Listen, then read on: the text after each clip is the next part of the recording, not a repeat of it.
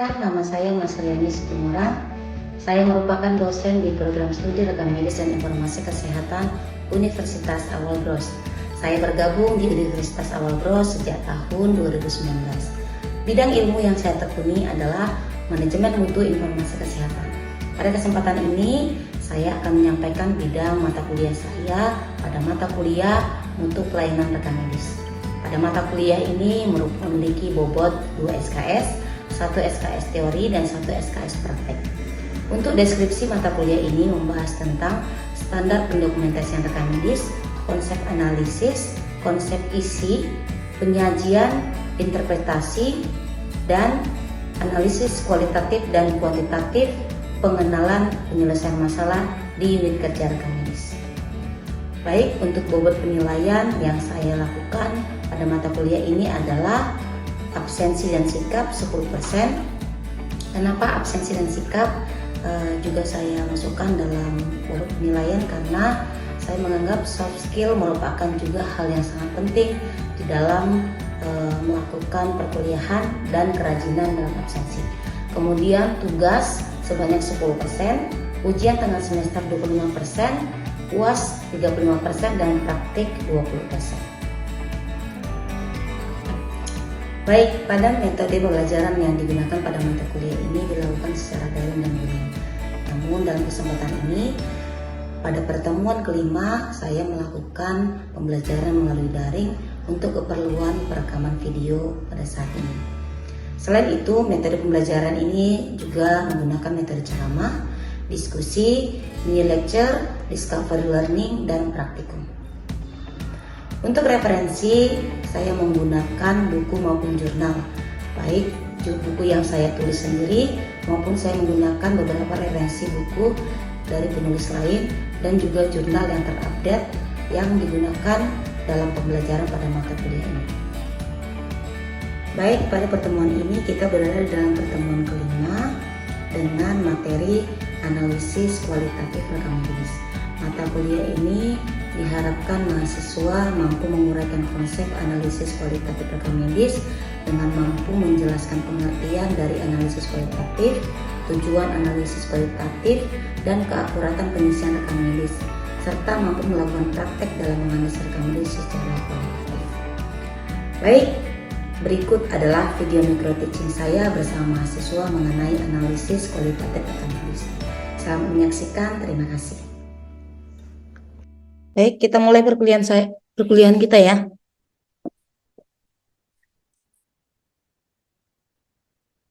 Oke, hari ini kita akan membahas terkait analisa kualitatif pada rekam medis. Kalau minggu lalu kita sudah membahas terkait analisis kuantitatif. Sekarang kita membahas terkait kualitatifnya, ya. Nah, dalam hal ini kita harus tahu dulu apa yang menjadi pengertian dari analisis kualitatif. Kalau kualitatif itu dia adalah mereview pengisian rekam medis dengan konsisten. Artinya konsisten itu bisa dilakukan setiap hari ataupun bisa dilakukan pada saat sekali seminggu ataupun sekali sebulan. Artinya analisis kualitatif ini harus berjalan dan tetap harus dilakukan secara berkesinambungan, karena kalau tidak maka ini akan menjadi temuan yang sangat besar pada saat dilakukan analisis. Sebelum kalian melakukan analisis kualitatif, tentunya kalian harus memahami apa yang perlu kalian ketahui. Kalian harus tahu dulu apa yang mau dilihat, apa yang perlu kalian analisis sebagai perekam medis. Jadi kalau kalian nggak tahu apa-apa, bagaimana kalian bisa mengetahui ataupun menilai ataupun mereview analisis rekam medis tersebut baik atau tidak? Nah, ini adalah poin-poinnya. Yang pertama yaitu terminologi medis. Apa terminologi medis, Ruci?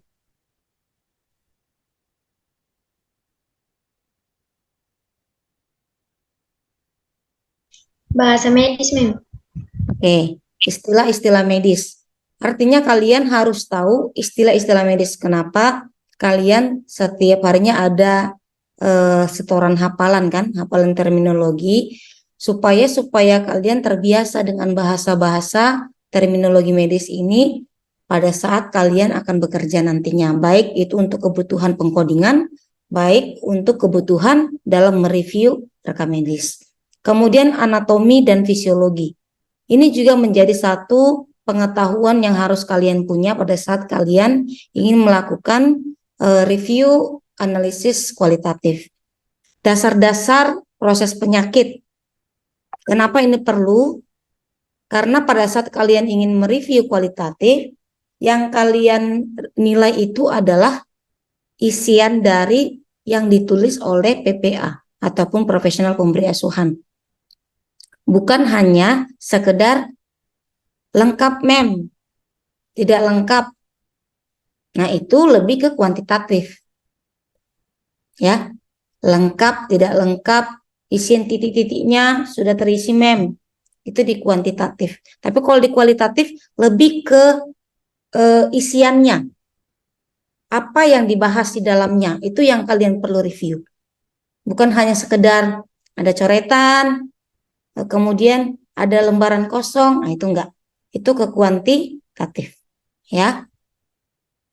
Kemudian ada isian rekam medis. Isian rekam medis ini tentunya seluruh apa yang diisi dari pasien masuk sampai dia pasien itu pulang. Itu yang kalian review. Jadi seluruh dokumennya harus terlihat apa benang merahnya. Benang merahnya terlihat nggak dia pada saat dia masuk sampai dia pasien pulang, dia konsisten nggak isiannya. Penyakitnya kemungkinan terlihat nggak atau beda-beda. Hari pertama ini, hari kedua ini, hari ketiga ini. Kalaupun dia berbeda, biasanya ada penyakit tambahan. Bukan jadi berubah diagnosa. Ya, diagnosa awal dia masuk sampai diagnosa dia pulang itu biasanya konsisten. Itu yang dilihat dalam isian rekam medis. Kemudian standar perizinan. Jadi kalian juga harus tahu terkait standar perizinan rumah sakit tersebut, apakah masih berjalan sesuai ataupun masih aktif. Akreditasi rumah sakit sekarang, akreditasi itu adalah menjadi suatu kebutuhan dan kewajiban, ya. Jadi kalau rumah sakit tidak terakreditasi, sudah tidak diizinkan lagi beroperasional. Artinya rumah sakit itu sudah memiliki standar pada saat ingin pelayanan dibuka ataupun tetap berjalan, maka akreditasinya harus sudah ada. Baik itu akreditasinya ya nilainya yang baik ataupun baik sekali atau unggul, yaitu yang penting dia sudah terakreditasi. Oke, kemudian kalian juga harus perlu mengetahui tentang praktisi ataupun pelaksanaan informatika yang telah dipercaya. Apakah semua perekam medis yang ada di rumah sakit sudah tentu boleh melakukan analisis review kualitatif rekam medis? Jika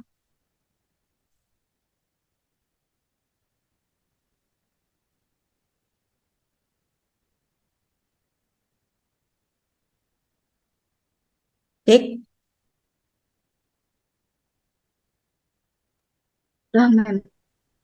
sudah.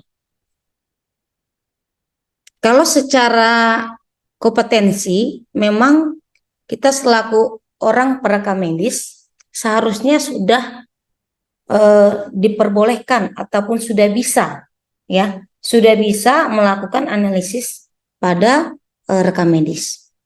Tapi yang menjadi di sini poin pentingnya adalah praktisi yang benar-benar dipercaya. Artinya pada saat analisis kualitatif ini dilakukan, bukan orang ece-ece. Ibaratnya bukan hanya kita hanya sembarangan, yang penting analisis dilakukan. Tidak detail, yang penting dilakukanlah. Itu mengapa ada poin bahwa pelaksana yang melakukan itu harus yang telah dipercaya. Telah dipercaya dari bidang apa? Bidang pengetahuannya, keahliannya, skillnya, dan dia memiliki kemampuan dalam menganalisis, khususnya menganalisis kualitatif pada dokumen rekam medis. Gitu. Oke, ini contoh ya, contoh dari kegiatan analisis kualitatif. Yang pertama itu catatan komplikasi tidak terdapat dalam catatan masuk dan keluar. Kemudian pencatatan kiri dan kanan terbalik. Artinya yang seharusnya di sebelah kiri dibawa di sebelah kanan. Kemudian catatan komplikasinya harusnya terdapat di dalam pencatatan pada saat dia masuk maupun pada saat dia keluar. Itu yang saya bilang, kekonsistenannya. Ya. Apa perbaikan yang dapat dilakukan dengan kasus di atas? Meminta penjelasan kepada pengisi. Siapa pengisi rekam medis ini, Den?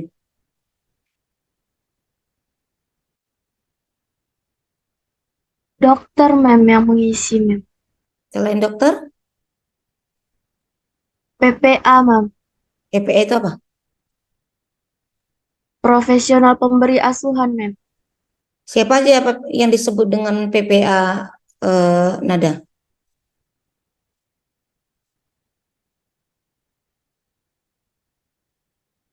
Siapa aja yang dikatakan Semua yang memberi layanan kepada pasien tersebut, Mem. Oke, semua orang yang memberikan pelayanan, baik itu dokter, perawat, bidan, ahli gizi, ya, semua yang melakukan tindakan kepada pasien itu adalah profesional pemberi asuhan. Oke, di sini kalian akan minta penjelasan kepada yang mengisi. Dari mana taunya, Mem? Siapa yang mengisi? Dari mana taunya, Ruci? Dari mana kita tahu kita harus menghubungi siapa? Dari nama yang tercantum di itu, Mem. Kan biasanya kalau di catatan terintegrasi, di sampingnya ada nama KPPA-nya, Mem. Ya, ada nama dan tanda tangan yang dibubuhkan pada saat dia pencatatan. Nah, pada saat kalian ini meng-cross-check terkait itu, kalian harus konfirmasinya kepada petugas itu. Jangan yang nulis si A, kalian konfirmasi ke si B, nggak nyambung. Nggak akan dapat jawabannya. Ya. Kemudian, di situ perlu kalian lihat, makanya sebelum analisis ke kualitatif kan ada kuantitatif. Ya. Kuantitatif siapa yang menulis, ada capnya atau tidak, ada tanda tangan atau tidak. Itu kan di kuantitatif ya, sudah kita dapatkan, baru kita lanjut ke kualitatif. Jadi pada saat ke kualitatif, terdapat apa yang perlu kita sampaikan ataupun kita perlu konfirmasi, kita bisa langsung konfirmasi kepada yang bersangkutan. Kemudian, mengulang desain formulir. Kenapa perlu mengulang desain formulir? Kenapa kira-kira kita harus mengulang desain formulir? Siapa yang tahu?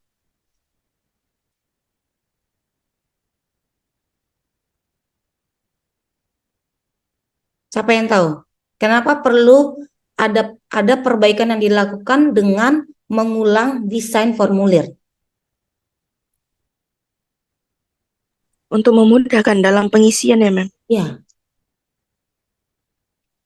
Terkadang kita selaku orang yang membuat ataupun orang yang mendesain seorang perekam medis harus mengetahui apa titik lemahnya. Ataukah mungkin desain yang kita buat itu kurang dipahami sehingga kebalik nih pencatatan kiri dan kanan. Kurang jelas keterangannya bahwa terkait ini ditulis sebelah kiri, yang terkait ini ditulis sebelah kanan. Itu mengapa harus ada perbaikan mengulang desain formulir. Kalau sempat ada misalnya ya, kalau seandainya ada sampai kasus tersebut ditemukan sampai beberapa atau tiga kali dengan kasus yang sama, pencatatannya tetap yang sebelah kiri ke kanan, kanan ke kiri. Yaitu maka yang perlu kalian evaluasi adalah kita, desainnya kita. Jangan menganggap bahwa kekeh udah bagus tuh desain kami sebagai perekam medis, sudah jelas, masa nggak ngerti sih? Nggak bisa. Mungkin kalau satu orang yang nggak paham bisa jadi. Tapi kalau sampai ada 3 orang ataupun 3 orang lebih yang tidak paham dengan maknaan dari pencatatan desain kita, maka kalian perlu evaluasi kembali. Kemudian, menghapus honor dokter yang selalu salah dalam mencatat perkembangan penyakit pasien. Memang ini bukan ranahnya kita, ya. Bukan ranah perekam medis, ini adalah sudah masuk ranahnya manajemen. Tapi artinya gini, pada saat ini ada poin perbaikan dalam penghapusan honor, artinya kalian sudah ada laporan untuk diserahkan kepada pihak manajemen rumah sakit. Jadi biasanya kepala unit itu kan menginformasikan ada laporan mingguan atau laporan bulanan yang disampaikan kepada direktur. Nah, direktur itu nanti yang melihat laporan kalian di mana letak kesalahannya. Jika memang itu letak kesalahannya adalah di SDM, maka perlu punishment terkait penghapusan honor. Seperti itu. Jadi bukan kita yang memberikan adjust pemotongan seperti itu. Yang ada, kalau kamu bilang kayak gitu, langsung kamu ditegur sama orang-orang. Ya enggak? Di sini kalian hanya memberikan laporan kepada manajemen, biar manajemen yang menentukan apa yang menjadi tindakan ataupun punishment kepada SDM yang membandel. Seperti itu. Kita lanjut ke tujuan. Ada tujuan analisis kuantitatif, tentu ada juga tujuan analisis kualitatif. Ya, kalau analisis kualitatif tujuannya lebih ke mendukung kualitas informasi. Kalau kuantitatif tujuannya lebih ke melihat sisi kelengkapan dalam pencatatan. Ya, kalau ini kualitatif lebih ke kualitas, artinya mutu informasi itu yang diharapkan dari analisis kualitatif. Membantu kode penyakit dan tindakan lebih spesifik, bisa juga untuk penelitian medis, studi administratif, dan untuk pencegahan. Ini saya bilang, pengkodingannya sudah berbeda. Kamu gampang nggak mengcoding, Dew? Kalau informasinya nggak jelas? Susah nggak kira-kira? Bisa, Mem. Susah. Cuman kamu dapatkan pasien demam. Gitu doang. Suhunya berapa? Gejalanya apa? Tindakannya apa? Nggak dijelasin. Nah, perlu kodifikasi. Jadi, tujuannya itu jelas. Kualitas informasi, mutu dari informasi tersebut untuk menurunkan resiko manajemen dan untuk membantu pengkodingan dan penelitian studi untuk dilakukan penelitian. Pengkodingan itu tentu berhubungan nanti dengan tarif. Tarif berhubungan dengan duit. Duit berhubungan dengan keuntungan. Keuntungan berhubungan dengan rumah sakit. Rumah sakit kalau untung tentu SDM bertambah. Kalau rumah sakit merugi tentu SDM berkurang. Mengakibatkan banyak yang di PHK. Itulah saking besarnya dampak dari analisis kualitatif. Jadi jangan menganggap, ya elah Mem, gak penting-penting kali lah analisis kualitatif ini.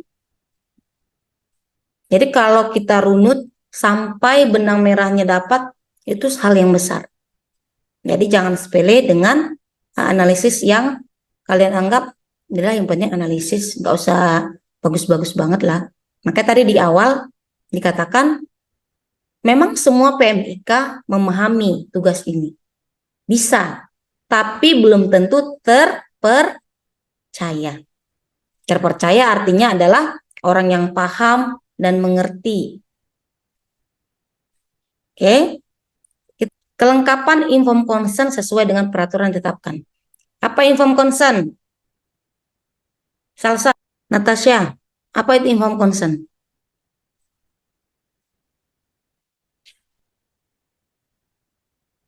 Saya nggak dengar suaranya. Yang lain dengar? Persetujuan dari antara keluarga dan pasien, Mem. Ya. Formulir persetujuan. ya, persetujuan pasien. Siapa saja yang menandatangani inform consent ini? Pasien dan keluarga pasien, Mem. Pasien, keluarga pasien, kemudian siapa lagi? Dokter yang memberi tindakan, Mem. Dokter, terus siapa lagi?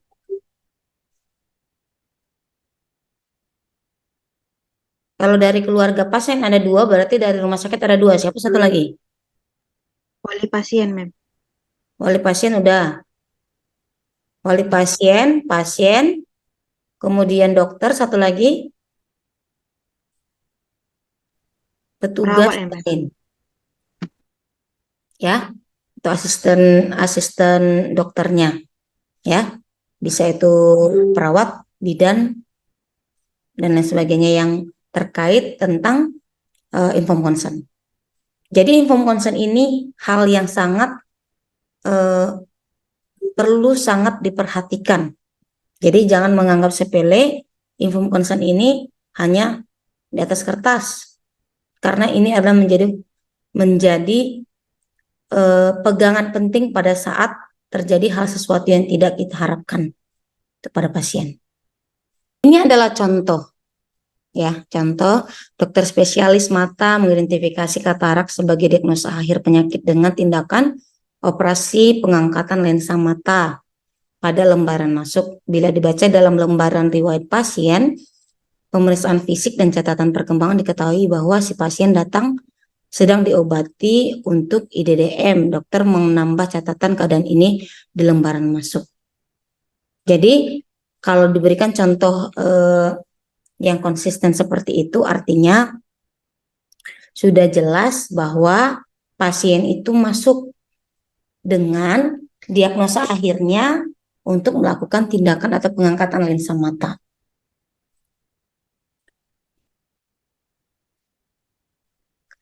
Barangkali sudah ada yang ingin ditanyakan?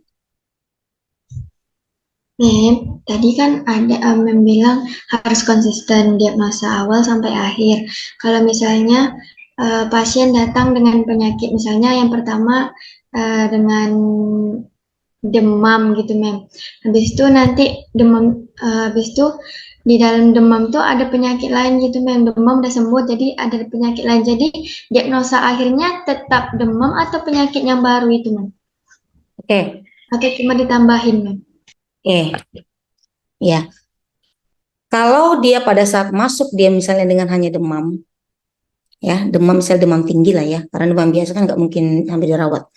Demam tinggi, dia pada saat itu masuk dengan demam tinggi, tidak ada penyerta. Kemudian setelah hari kedua ada penyerta lain, maka diagnosanya tetap adalah demam dengan tambahan penyakit. Demamnya tetap harus ada diagnosa akhirnya. Karena pada saat dia masuk, dia adalah yang utamanya adalah dia demam. Kalaupun ada penyakit penyerta tambahan, itu menjadi diagnosa tambahan. Walaupun kadang pengklaimannya itu jadi lebih besar, karena pengkodingannya dia lebih besar, tetap dari demamnya dulu diangkat. Seperti itu. Jadi memang dari awal dia harus konsisten. Pada saat dia masuk itu, maka sampai di akhir itu, kalaupun dengan ada tambahan plus tambahannya.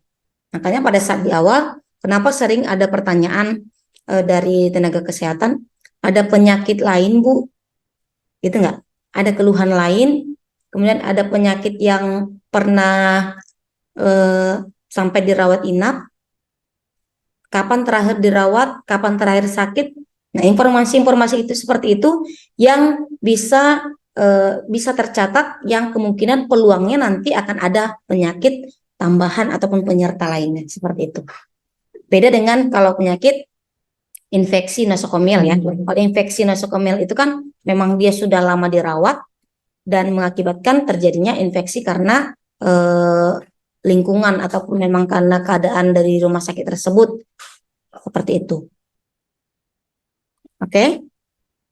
Jelas, Ruci? Jelas, Mem. Ada yang lain lagi? Mem, tadi kata Mem kan harus desain formulir ulang, Mem. Nah, ada waktu yang ditentukan gitu tak Mem untuk mendesain formulir ulang Mem? Oke. Dalam mendesain formulir tentu kalian harus punya pertimbangan ya. Apalagi kalau rekam medisnya masih manual, biasanya kan lembaran itu sudah terstok, adapun sudah ada stoknya ya. Sudah ada stoknya untuk berapa bulan ke depan. Artinya sampai stok itu sudah habis, kalian harus sudah mulai mendesain dan sudah menginformasikan kepada pihak manajemen rumah sakit bahwa kalian berencana untuk meredesain, namanya meredesain ya, merevisi desainan rekam medis tersebut untuk memudahkan petugas dalam pengisian. Nah, kapan waktu yang tepat, Mem? Sebaiknya memang kalian satu harus mempertimbangkan logistiknya. Logistiknya artinya jangan kalian karena sudah kejadian langsunglah hari ini, besok langsung ini ya pakai ini yang baru ya. Tidak harus seperti itu. Karena itu dampaknya adalah kerugian pada rumah sakit karena dia kan harus menyediakan formulir baru toh, dan menyediakan formulir baru itu tentu perlu waktu. Cetaknya berapa lama. Nah, sambil menunggu itu kalian gunakan waktunya untuk sosialisasi. Sosialisasi formulir yang akan digunakan. Jadi untuk waktunya kapan, Mem? Tidak harus ada batas waktu, tapi kalau bisa cepat, artinya cepatnya itu kalian sudah mulai membatasi stok. Artinya stok jangan dipesan lagi karena kalian harus meredesain formulir yang akan formulir baru ataupun yang akan kalian pakai ke depannya yang perbaikan. Seperti itu. Jelas, Nada? Jelas Mem, terima kasih Mem. Oke. Ada lagi? Karena setelah ini kita akan masuk kepada poin-poinnya apa saja. Kan tadi secara gamblang analisis kualitatif rekam medis. Nanti berikutnya kita akan masuk kepada komponen apa saja yang harus dianalisis. Ya, komponen-komponennya apa saja yang harus kita analisis pada saat analisis kualitatif rekam medis kita lakukan. Seperti itu. Sampai sini jelas ya? Semuanya paham? Paham? Paham. Oke, kalau paham, mungkin demikian pertemuan kita untuk analisis kualitatif. Kita akan lanjut kembali kepada materi berikutnya di komponennya. Terima kasih.